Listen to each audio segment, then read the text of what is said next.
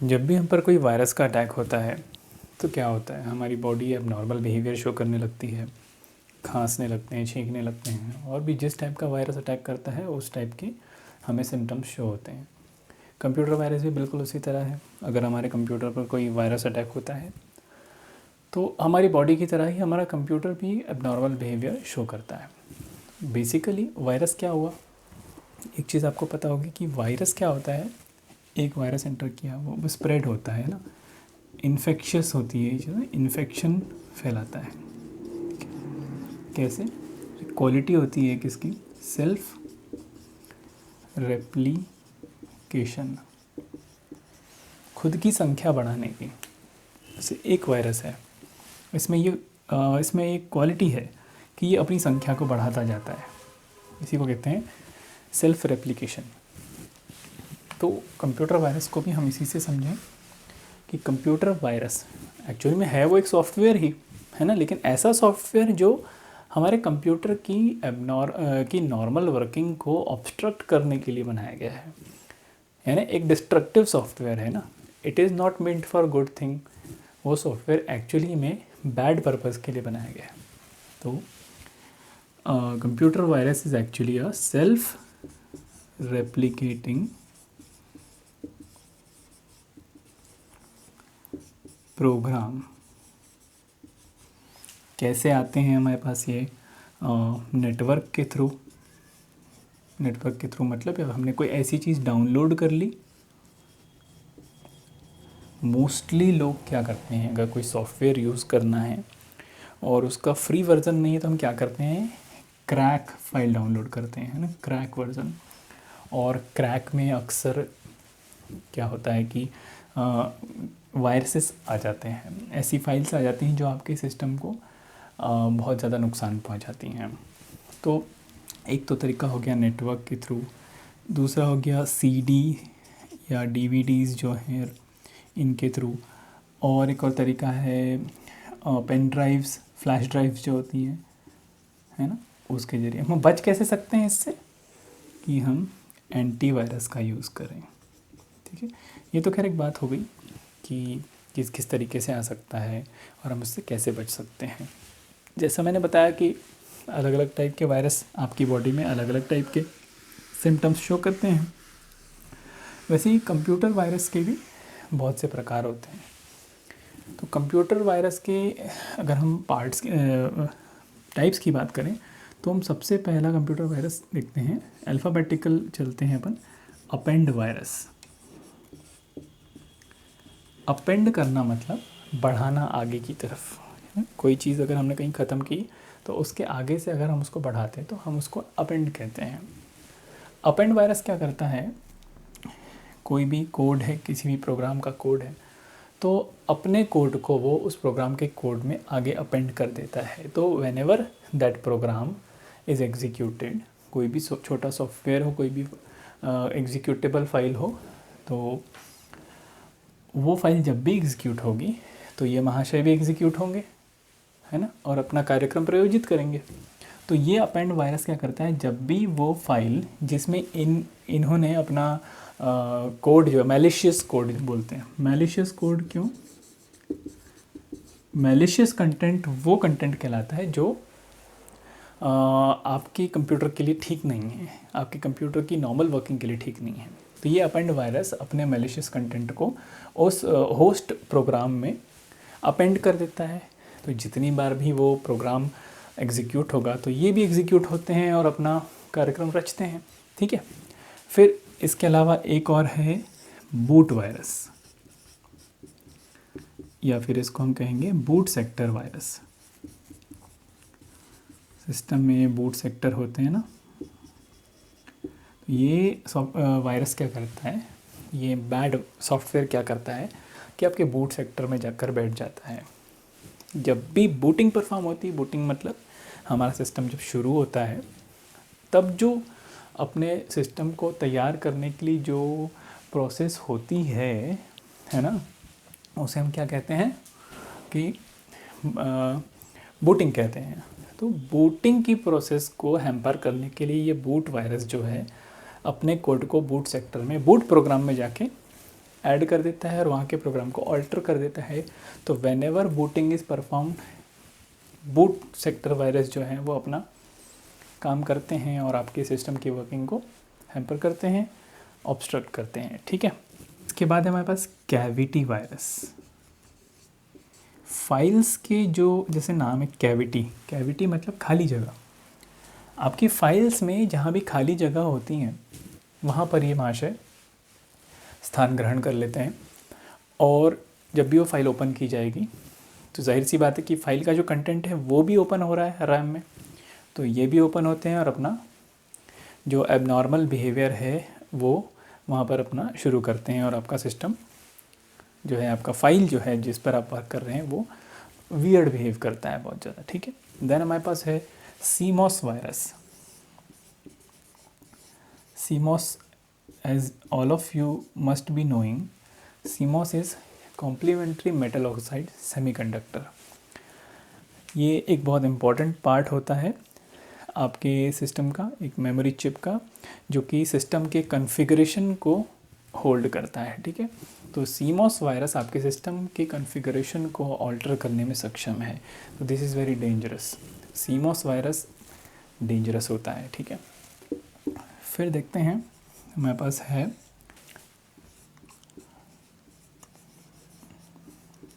Encrypted virus. Encryption यानी to change something in an unreadable form, जो सिर्फ वही पढ़ सकता है जिसने उसे इनक्रिप्ट किया है या फिर जिसके लिए इनक्रिप्ट किया है। तो ये जो इनक्रिप्टेड वायरस है, इसमें इस वायरस के दो पार्ट होते हैं। एक होती है इनक्रिप्टेड बॉडी जिसमें मैलिशियस कोड रहेगा, प्लस एक होता है decryptor. The moment the file having encrypted virus is executed, क्या होता है, ये डिक्रिप्टर जो होता है, ये डिक्रिप्टर इनक्रिप्टेड बॉडी को डिक्रिप्ट कर देता है और फिर ये जो वायरस है अपना काम शुरू करता है। ठीक है, इस तरीके से ये वर्क करता है। और हम लेते हैं रेसिडेंट वायरस।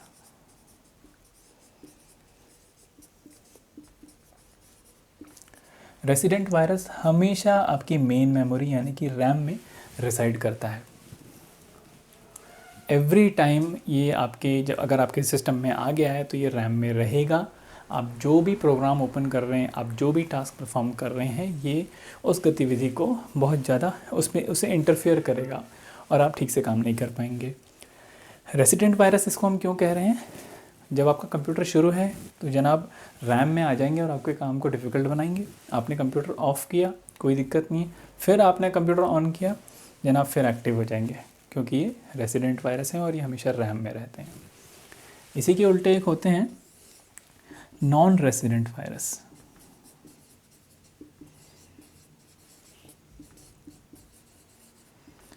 नॉन रेसिडेंट क्यों, क्योंकि ये मेन मेमोरी में नहीं रहते।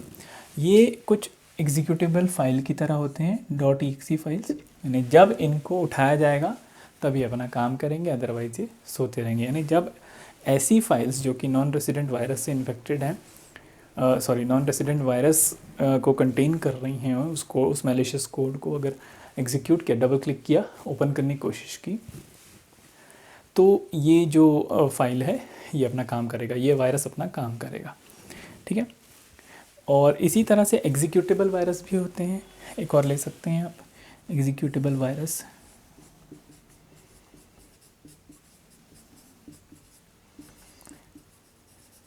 बिल्कुल वैसे ही ये एग्जीक्यूटेबल वायरस भी नॉन रेसिडेंट वायरस की तरह ही है। ये एक फ़ाइल से अटैच रहते हैं। जब जब वो फाइल को रन किया जाएगा, ओपन किया जाएगा, तो ये एग्जीक्यूटेबल वायरस जो है वो एग्जीक्यूट होते हैं और अपना मैलिशियस टास्क परफॉर्म करते हैं। और आगे देखते हैं। आई होप आपने ये नोट कर रहे होंगे, नहीं कर रहे हैं तो बैक रिवाइंड करके आप वीडियो को आप स्क्रीनशॉट ले सकते हैं। इसके अलावा एक और है हमारे पास polymorphic. Polymorphic comes from polymorphism. Polymorphism मतलब ability to take more than one form. यानी अपने फॉर्म को अलग अलग फॉर्म्स में बदलने की जो कैपेबिलिटी होती है, हम उसे कहते हैं पॉलीमॉर्फिज्म, और उसी से बना है पॉलीमॉर्फिक वायरस। तो ये वायरस क्या करता है, सपोज़ इस वायरस का फ़िलहाल जो कोड है वो XYZ है, ठीक है। तो ये अपनी कॉपीज़ बनाता है, जैसे कि वायरस का काम ही होता है अपने आप को रेप्लिकेट करना। तो ये जितनी कॉपीज़ बनाता है उसमें अपना जो बाइट सीक्वेंस है, उसकी जो पहचान है उसको बदल देता है, ठीक है, जिससे उसको डिटेक्ट किया जा सके। वो ऐसा हर बार जब भी वो नया मॉर्फ होता है, जब भी वो एक नया रूप लेता है, तो अपनी जो उसकी कंपोजिशन है उसको चेंज कर देता है। इससे क्या होता है, ये होता है डिफ़िकल्ट टू डिटेक्ट, क्योंकि हर बार इसकी जो इसका जो स्ट्रक्चर है वो बदल जाता है, ठीक है। फिर और भी हैं, जैसे कि आप एक ले लीजिए वर्म, आपने सुना होगा कंप्यूटर वर्म, ठीक है। कंप्यूटर वर्म के बारे में आपने सुना होगा, ट्रोजन हॉर्सेस के बारे में आपने सुना होगा। तो कंप्यूटर वर्म जो हैं वो भी वायरस की तरह ही होते हैं। थोड़ा सा डिफरेंस होता है कि देखिए वायरस को एक होस्ट प्रोग्राम की ज़रूरत होती है ना। तो वर्म भी एक्चुअली वायरस है, बट एक अलग कैटेगरी है वायरस की। मतलब जैसे वायरस जो है उसको चाहिए होस्ट हर बार एग्जीक्यूट होने के लिए, ठीक है। लेकिन वर्म जो है ये अपने आप को बिना किसी होस्ट के सेल्फ रेप्लिकेट कर सकता है, और ये अपनी क्वांटिटी को इतना बढ़ाता जाता है। इसका मोस्टली इसका जो उद्देश्य होता है वो कंप्यूटर को, या फिर जो जितने नोड्स कनेक्टेड हैं नेटवर्क में, उसको स्लो डाउन करना। क्योंकि जैसे इतना ज़्यादा अपने आप की क्वांटिटीज़ को बढ़ा लेता है तो रैम में भी ये ऑक्यूपाई कर लेता है रैम को पूरा, और आपका सिस्टम हैंग होने लगता है, स्लो डाउन होने लगता है। वैसे ही नेटवर्क को भी इन्फेक्ट कर देता है। अगर नेटवर्क में कंप्यूटर्स हैं तो नेटवर्क भी आपका स्लो डाउन हो जाता है, ठीक है। देन एक और मैं बात किया था ट्रोजन हॉर्सेस की। Trojan horse, what is it? Trojan horse जो है इसको आप समझिए, मैंने बोला ना मैलिशियस कोड, इसको आप मालवेयर की तरह समझिए। ये एक्चुअली में इसका मेन पर्पस होता है कि आपकी जो भी सेंसिटिव इन्फॉर्मेशन है, सेंसिटिव इन्फॉर्मेशन को ये नेटवर्क के थ्रू जिसने भी ट्रोजन हॉर्स डाला है, फॉर एग्जांपल XYZ ऑर्गेनाइजेशन ने एक ट्रोजन हॉर्स बनाया और किसी तरीके से वो आपके सिस्टम में पहुंच गया और वो एग्जीक्यूट भी हो गया आपके द्वारा किसी फाइल के थ्रू, तो वो आपके सिस्टम की जो इम्पोर्टेंट इन्फॉर्मेशन है, आपकी पर्सनल इन्फॉर्मेशन है, वो उसको भेज सकता है। ये कैपेबल होता है, सिक्योरिटी ब्रीच में ये काम करता है, ठीक है। तो ये है ट्रोजन हॉर्स। और बहुत से ऐसे होते हैं कि ये आपके कंप्यूटर में फाइल्स को डिलीट कर सकता है, आपके फाइल एक्सप्लोरर में जाके फाइल को ऑल्टर कर सकता है, साथ ही ये आपके सिस्टम में अनवांटेड चेंजेस को परफॉर्म कर सकता है। तो ये हैं कुछ टाइप आपकी कंप्यूटर वायरस के, ये आपको हमेशा याद रखने हैं। जैसे कि मैंने आपको हर कंप्यूटर वायरस का मतलब समझाया है, उसके नाम के अकॉर्डिंग ही उसका मतलब है कि ये क्यों, इसका नाम क्यों पॉलीमॉर्फिक, जैसे पॉलीमॉर्फिक वायरस है तो उसका नाम पॉलीमॉर्फिक वायरस क्यों है, कैविटी वायरस है तो उसका नाम कैविटी वायरस क्यों है ना। तो वो आपको याद रहेगा, रटना मत, समझ के चलना, तो आपको हमेशा याद रहेगा।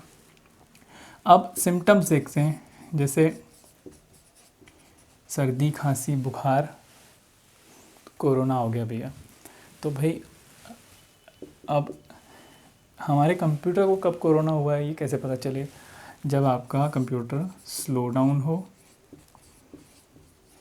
ठीक है। स्लो डाउन तो बहुत से कारणों से हो सकता है, लेकिन कंप्यूटर वायरस अटैक का भी एक सिम्टम है कि स्लो डाउन है, ठीक है।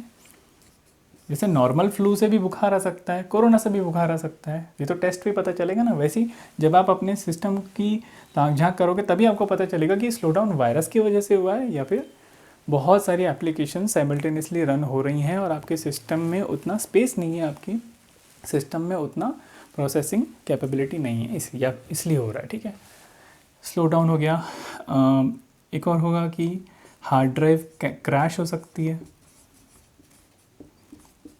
बहुत से ऐसे वायरस होते हैं जो आपके ड्राइव में जाके आपके हार्ड ड्राइव को क्रैश करने की क्षमता रखते हैं, ठीक है। और है डिस्प्ले प्रॉब्लम्स आ सकती हैं। आप काम कर रहे हैं, ऐसा कोई फाइल आपने ओपन कर लिया जो इन्फेक्टेड है, आपने पेन ड्राइव लगाया, किसी के यहाँ से लाया और वो उसमें वायरस था, ठीक है। तो आपका सिस्टम का जो स्क्रीन है वो अचानक से फ्लिकरिंग, झपकने लग गया, फ्लिकर करने लग गया। That is also a symptom of virus attack. Fourth देखें, पॉपअप्स। अचानक से बहुत से पॉपअप मैसेजेस आपको आने लग जाएं फ्रॉम नोवेयर, कहीं से भी एकदम से आप काम कर रहे थे और अचानक से सिस्टम में पॉपअप्स ओपन होने लग गए। एक है ब्लू स्क्रीन ऑफ डेथ। आप शायद आपने कभी ऐसा नोटिस किया हो, मेरे साथ तो बहुत बार हुआ है कि अचानक से एक ब्लू स्क्रीन आता है और उसमें कुछ मैसेज लिखा आता है, तो हम उसे क्या कहते हैं, ब्लू स्क्रीन ऑफ डेथ। अलग कारणों से भी होती है वो चीज़, लेकिन वायरस के अटैक से भी ये चीज़ होती है, पूरा स्क्रीन ब्लू हो जाता है और उसमें कुछ मैसेजेस आते हैं। हो सकता है कि अचानक से बहुत से डायलॉग बॉक्स ओपन होने लग जाएं, आपके सिस्टम में अननोन प्रोग्राम्स ओपन हो जाएं, एकदम से ओपन होने लगें, जिसको आपने कभी इंस्टॉल नहीं किया, आपने कभी देखा नहीं। आपके सिस्टम में अनयूजुअल डेस्कटॉप आइकॉन्स दिखने लगें, या फिर ऐसा भी होता है कई बार कि जो अपने सिस्टम में आइकॉन्स हैं जिन एप्लीकेशन के, वो आइकॉन्स गायब हो जाते हैं और ब्लैंक टाइप का वाइट आइकॉन रहता है जो आप समझ नहीं पाते हो कि यानी एक्चुअली में जो एप्लीकेशन का आइकॉन है, जैसे फायरफॉक्स है, फायरफॉक्स लिखा हुआ है, उसके ऊपर में उसका आइकॉन रहता है, तो वो आइकॉन गायब हो जाएगा और वहाँ पे कुछ ऐसा थंबनेल जैसा आ जाता है जिसमें कुछ पिक्चर नहीं बना होता, तो that is also symptom of virus attack. हाँ, मैं आपको, ये तो हो गई कुछ सिम्टम्स, और भी बहुत से सिम्टम्स होते हैं, लेकिन ये कॉमन सिम्टम्स हैं जो आपको ये बताते हैं कि आपके सिस्टम पे वायरस अटैक हुआ है। और एक वायरस है जिसके बारे में आपको बताना भूल गया, which is called stealth virus. ये क्या करता है, आपकी जो ऑपरेटिंग सिस्टम की प्रोसेस हैं उनको इफ़ेक्ट करता है साथ ही ये आपके जो पार्टीशन है, बूट सेक्टर हैं, वहाँ पर जाके हाइड करता है अपने आप को, जिससे क्या होता है कि एंटीवायरस या फिर जो भी आपकी डिफेंडर प्रोग्राम है वो इनको डिटेक्ट नहीं कर पाते हैं। One more is rabbit virus, ठीक है, रैबिट वायरस, इसको हम इसको और क्या बोला जाता है,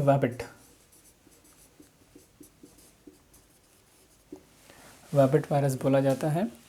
ये क्या करता है, ये प्रोसेस क्रिएट करने में बहुत ज़्यादा सक्षम होता है, नई प्रोसेसेस, और फिर जो जैसे एक प्रोसेस क्रिएट किया तो ये प्रोसेस और प्रोसेस क्रिएट करती हैं, फिर ये आगे जो प्रोसेस क्रिएट हो रही हैं वो और भी प्रोसेसेस क्रिएट करती जाती हैं, और ये प्रोसेस का जो क्रिएशन का ट्री है वो आगे बढ़ता ही जाता है, ठीक है।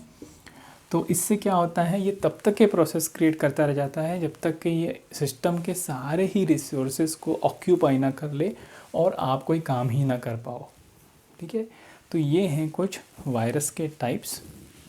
ये मैंने इंटरनेट से थोड़ा रिसर्च करके आपके लिए ये लेक्चर क्रिएट किया है। मैं भी थोड़ा अमेज़ हुआ। एक दो जैसे ये स्टेल्थ और रैबिट वायरस के बारे में मैंने अभी अभी पढ़ा है। तो यही सारे वायरसेस जो हैं वो आपके सिस्टम को, आपके सिस्टम की नॉर्मल वर्किंग को एबनॉर्मल बनाते हैं। तो जैसा कि हमने देखा कि वायरस क्या है, वायरस एक सेल्फ रेप्लिकेटिंग प्रोग्राम है जिसका मकसद ही होता है कि आपके कंप्यूटर की जो नॉर्मल वर्किंग है उसको ऑब्स्ट्रक्ट करे। अब हमने साथ में वायरस के प्रकार भी देख लिए कितने हैं, और साथ में हमने देखा कि वायरस अगर आपके सिस्टम पे अटैक किया है तो उसके सिम्टम्स क्या होते हैं, हम कैसे पहचानें कि हमारे सिस्टम को वायरस ने अटैक किया है। तो thank you so much for watching, this is all about virus for me. और एक नए वीडियो में मिलूँगा मैं एक नए टॉपिक के साथ। टिल देन कीप वॉचिंग स्पर्धा ज्ञान।